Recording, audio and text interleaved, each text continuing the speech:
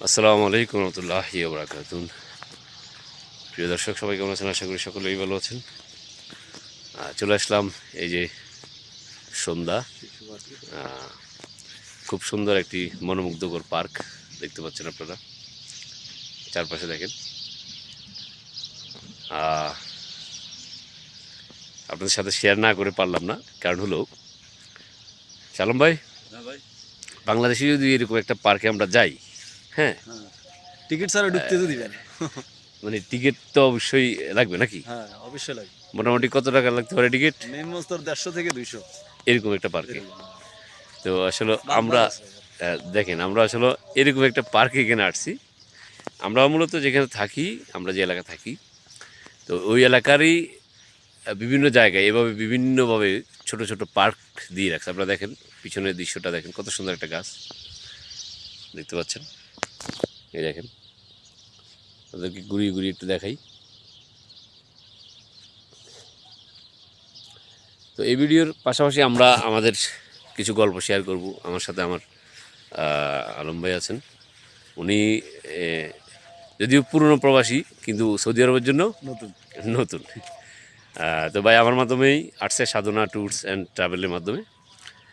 আহ, আজকে ভাইয়ের অভিজ্ঞতাটা আপনাদের সাথে শেয়ার করবো। ভাইয়ের কাছে কেমন লাগছে, উনি আসা পর্যন্ত এই পর্যন্ত ওনার অনুভূতিটা আমরা আপনাদের সামনে জানবো। সাধনা ট্যুরস অ্যান্ড ট্রাভেলের যারা দর্শক আছেন, যারা সাধনা ট্যুরস অ্যান্ড ট্রাভেলের মধ্যে এর আগেও আসছেন, এবং আরও যারা আসতে চাচ্ছেন, যারা ইতিমধ্যেই চুক্তিবদ্ধ হয়েছেন আসবেন, তো আপনারাও ইনশাল্লাহ শাহ আলম ভাইয়ের মুখ থেকেই গল্পটা শুনবেন। ভাই এখান থেকে আসেন, আমরা একটু হাঁটিয়ে দিই।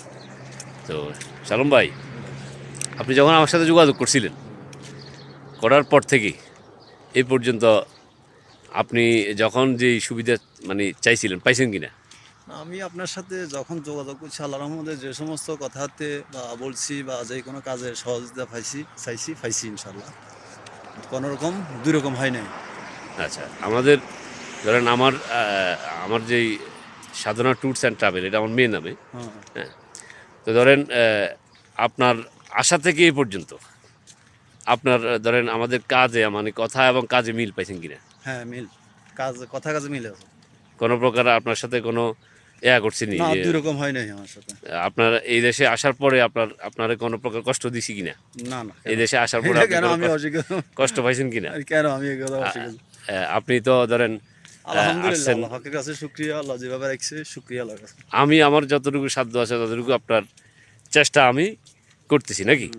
তো এখন আপনি আমার দর্শকদের উদ্দেশ্যে বলেন, মানে আমাদের সাধনা ট্যুরস অ্যান্ড ট্রাভেলের মাধ্যমে মানুষ আসতে পারে, আসতে আসতে পারে আসলে না তারা বিষয়। আসলে সুবিধা কেমন সর্বদিকে সুযোগ কেমন সুবিধা সুবিধাটা পাবে, পাবে। একটু একটু সর্বদিকে বলেন। সুযোগ সুবিধাটা পাবে। একটু ক্লিয়ারলি, মানে কত সময় লাগে আসতে মোটামুটি? সময় বেশি দিন লাগবে না। এটা হলো বাংলাদেশের মধ্যে কাজকামগুলো লইয়া একটু হরানি হন লাগে। বাংলাদেশের ট্রাভেলসের বা এম্বাসিগুলা, ফিঙ্গার অফিসগুলা বা আপনার মেডিকেল। মেডিকেল ট্রেডিং সেন্টারগুলা, এগুলা মধ্যে একটু জায়জা আচ্ছা ওই পুলিশ ক্লিয়ারেন্স এগুলা বাংলাদেশে এগুলা রেডি হয়ে গেলে আর বিদেশে আসাটা শর্টকাটে। আচ্ছা। তো বর্তমানে কানুন যেটা করছে জি, বাংলাদেশে, যে রুলটা, এই রুলগুলা কানুন না থাকলে ধরেন আমরা এখানে শর্টকাটে একটু চলে যেতে বসি, পারে। এটা বসে একটু গল্প করি। বিদেশ তো 24 ঘন্টার ভিতরে চলে আসতে পারে ইচ্ছে করলে। এটা অর্থাৎ মূল সমস্যাটা হলো আমাদের দেশে। দেশের। হ্যাঁ, আমাদের দেশের সমস্যাটা এখান মূল। থেকে বসেন আপনি। বই না না সমস্যা। ঠিক আছে, আমি বুঝতেছি, বসেন। না না, বলো নেই, সমস্যা নেই। মূল সমস্যাটা হলো আমাদের মূল বাংলাদেশে। মূল বিষয়টা হলো মানে আমাদের আমাদের বাংলাদেশের বাংলাদেশের কার্যকলাপগুলো সুবিধা না। এত শালম ভাইয়ের বক্তব্য আপনারা নিশ্চয়ই বুঝতে পারছেন যে আসলে প্রতিটা কার্যকলাপে সিটিংবাজি বাটপারি ছাড়া কোনো কথা নাই। আচ্ছা, ধরেন ওনাকে যখন উনি আমার পরিচিত মানুষ, আবার অপরিচিত না। আপনারা ভাববেন না যে ওনারা আমি শিখিয়ে দিছি উনি এখানে বক্তব্য দিচ্ছে, তা কিন্তু না। ঠিক এখানে আছে, বক্তব্যের কি আছে? পরিচিত। হয়তো বা শেয়ার করতেছি এই কারণে, আসলে মানুষ তো অনেকেই বিদেশ আসে, অনেকের মাধ্যমে বিদেশ আসেন আপনারা। আমরা কিন্তু বিভিন্ন ফেসবুকও দেখতে পাই নাকি ভাই, একটা মানুষ এসে কষ্টে থাকে, তারা থাকতে দেয় না, খাইতে দেয় না, এটা চাকরি ঠিক করে দেয় না, মানে মানুষটারে মনে হয় এটা মানুষ না। সে সে না, যখন প্রবাসে আসে, বাংলাদেশে আসলে তো অনেকেই এই কাজটা করেন, কিন্তু আপনারা অনেকেই করেন। আমরা এই ভিডিওটা বানাচ্ছি এই কারণেই, আসলে আপনাদের প্রতি অনুরোধ থাকবে যে যার মাধ্যমে আপনি বিদেশ যান, যেই আনেন আমার জায়গায় বা অন্য কেউ আনেন, আপনি মানুষটাকে, যাকে আপনি আনতেছেন, সে তো আপনার উপর বিশ্বাস করে আসতেছে নাকি ভাই? বিশ্বাস করি। বিশ্বাস করে আসতেছে। বিশ্বাসটা হলো কি জানেন, আমরা যেমন আমাদের নবী রাসূল আমাদের কোরআন বিশ্বাস করি, আপনার প্রতি একটা মানুষের বিশ্বাসটা হলো সেই জায়গায়, অর্থাৎ যে আপনি তার ক্ষতি করবেন না। আপনারা কয়েকজনে এই কাজগুলি করে একটা মানুষকে এনে যখন লাঞ্ছনা দেন, তখন অন্য মানুষগুলির কি হয়, বদনাম হয় না ভাই? বদনাম হয়ে যায়। বদনাম হয়ে যায়। এটাই হলো মূল সমস্যা। একজন মানুষকে আপনি আনবেন, তাকে আনার পরে তাকে যতটুকু আপনার অ্যাবিলিটি আছে ততটুকু তাকে সুবিধা দিবেন, অন্তত খাবারে কষ্ট দিবেন না, থাকাতে কষ্ট দিবেন না একটা মানুষ আসলে। আর আকামা, আপনার দায়িত্ব হলো ওই মানুষটারে যদি আপনি আসার আগে কন্ট্যাক্ট করেন যে ভাই আমি আপনার আকামা করে দিব, অবশ্যই তার আকামাটা করে দিবেন।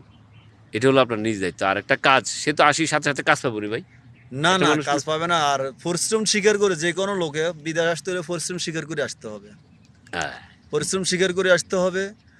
আপনার পরিশ্রম ছাড়া আপনি বিদেশে আসি লাভ নাই। এই যদি যে এটা দেখেন, স্বীকার না দেখেন, করেন বিদেশ আসি লাভ এই নাই। যে আলম ভাইয়ের কথাটা মনে কারণ রাখবেন। আমরা বিদেশ করছি, আমরা কইতে পারি পরিশ্রম স্বীকার করতে হলে আপনি হুঁশা কামাইতে পারবেন। আলম ভাইয়ের কথাটা কিন্তু মাথায় রাখবেন। আপনি বিদেশ আসতে হলে বিদেশ যারা ননির পুতুল তারা আসবেন না, না, যারা ওই যে পরিশ্রমী মায়ের কুলে যারা দুধ খেচ্ছেন তারা আসিয়েন না আসিয়েন বিদেশে। না। এই যে দেখেন আলম সোজা ভাইয়ের হিসাব। কথা দেখছেন, হ্যাঁ। তাহলে আপনি এই বিদেশ জীবনে উন্নতি করতে পারবেন।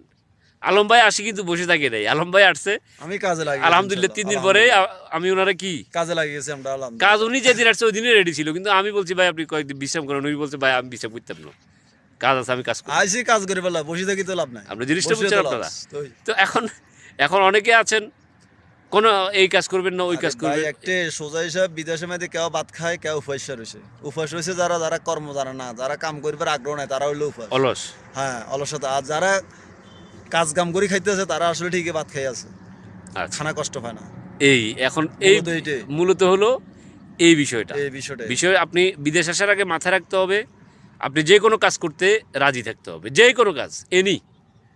বাংলাদেশে আপনার কোনো নিরাপত্তা না, কিন্তু বাহির কান্ট্রিতে, আরব কান্ট্রিতে আপনার নিরাপত্তা আছে। নাগরিকরা সুন্দর। বাংলাদেশে যে আপনার একজন নাগরিক হিসেবে আপনার নাগরিকের কোনো নিরাপত্তা নেই। নিরাপত্তা নাই, কিন্তু বাংলাদেশে আপনার একজন হিন্দি হিসাবে আপনার নিরাপত্তা আছে। হ্যাঁ, হ্যাঁ। নাগরিক এই হিসাবে, এক হিসাবে একটা কি দেওয়া, নাগরিক হিসাবে বলা আচ্ছা যায়। ভাই, এখন বিদেশ আসার আগে হুম। তার কি কি কাগজপত্র মোটামুটি আগে রেডি করতে হবে?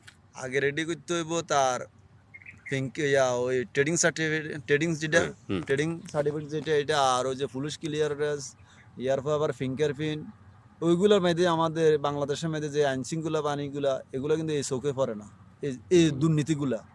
একজন প্রবাস আসার পরে বিদেশে আসার নাম লইলে যে একটা হরানি কষ্ট ভোগ করণ লাগে, জায়গায় জায়গায় সিটিং বাজে, দালালি, বাটফারি এত ফরন লাগে, একটা মানুষ মেডিকেলি ফিট এলো তারে আনফিট করে দেয়। আনফিট করে দিচ্ছে। এটা কিন্তু আবার মাঝখান দিয়ে বলি, এটা কিন্তু এজেন্সি আলাদা দোষ না, এজেন্সি, এটা হলো এটা হলো মেডিকেল মেডিকেল সেন্টারের দোষ। ফিট। এখন আমার লোক ধরেন আমি আনতেছি ওনারে, উনি আমার সাধনা ট্যুরস অ্যান্ড ট্রাভেলের মাধ্যমে আসছে। তো এখন বিষয়টা হলো আমার এজেন্সির তো দোষ না, এটা মেডিকেল তো আমি চালাই না, মেডিকেলকে আমি চালাই। না না, তারপরে ফিঙ্গার যে যারা না, এটা আমি চালাই না। হ্যাঁ। পুলিশ আমি চালাই না, পুলিশ ক্লিয়ারেন্সের বিষয়টা আমি চালাই না। যমুনা হ্যাঁ। পিউজে পার্কে যে ফিঙ্কারটা নেয় সৌদি আরবের, ওই জালিমেরও বিভিন্ন রকমের মানুষকে হরানি করা, এই যে আমার বাইরেও কিন্তু কষ্ট দিচ্ছে, বিভিন্ন রকমের হরানি করা। আমি আজকে এটা, কালকে এটা, আমার এই এই সমস্যা, এই আমার সমস্যা, এই বাইরেও বিভিন্ন কিন্তু রকমের। কষ্ট দিচ্ছে। ওনারা কুকুর থেকেও খারাপ। ঢাকা আমি মনে কয়েকবার করি ওই আনাইছে, লোকগুলো কুকুর থেকেও খারাপ। ওনারাও ঢাকা একটা মানুষকে সম্মান দেয় না, ইজ্জত দেয় না। ওনারে ঢাকায় কয়েকবার আনিছে। ওনার ফিঙ্গারে একটা দাগ ছিল। এটা সমস্যা কি, আপনি ফিঙ্গার নেবেন, নিয়ম হলো এটা। আপনার ওনাকে তো রিজেক্ট করার বিষয়টা আপনার না। আপনি ধান্দা খাওয়ার জন্য ওই যে ধান্দা খাওয়ার জন্য যে মেশিন চালু করছেন, ধান্দা মেশিন, এটা আপনারা বন্ধ করেন। কারণ আপনাদের এসব কারণে আমরা যারা দেশের বদনাম। বিভিন্ন এজেন্সি যারা চালায় তারাও বদনাম হয়। দেশের বদনাম হ্যাঁ, হয়, এগুলা- দেশের বদনাম হয়। এই মানুষগুলি কিন্তু দেশ থেকে শখ করে বিদেশ আসতেছে না, শখ করে বিদেশ আসতেছে না, তারা আসতেছে দেশের রেমিটেন্স দিবে। এই কারণে দেশে দিবে, দেশের জন্য দিবে।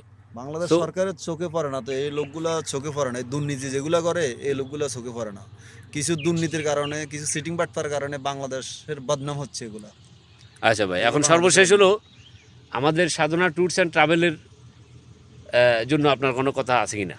না, ইনশাল্লাহ আমার কথা আসলে এইটার মধ্যে আসলে সবাই মোটামুটি ভালো হবে, কথা কাজে সমস্ত কিছু মিল পাইবেন, এবং সিটিং বাটপারের মধ্যে পড়বেন না, আপনারা সুস্থ মতো আশীর্বাদ হতে পারবেন। যাক, তা আপনাদেরকে সকলকে সাধনা ট্যুরস অ্যান্ড ট্রাভেলে স্বাগতম।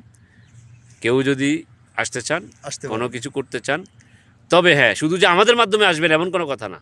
আবারও বলতেছি আমরা কিন্তু এটা কোনো বিজ্ঞাপন দিচ্ছি না যে আমাদের যাচাই মাধ্যমে করে আসবে। আপনারা ভালো মন্দ শুধু দেখে আপনারা আপনাদেরকে সতর্ক করার জন্য এই ভিডিওটা তৈরি করা হয়েছে।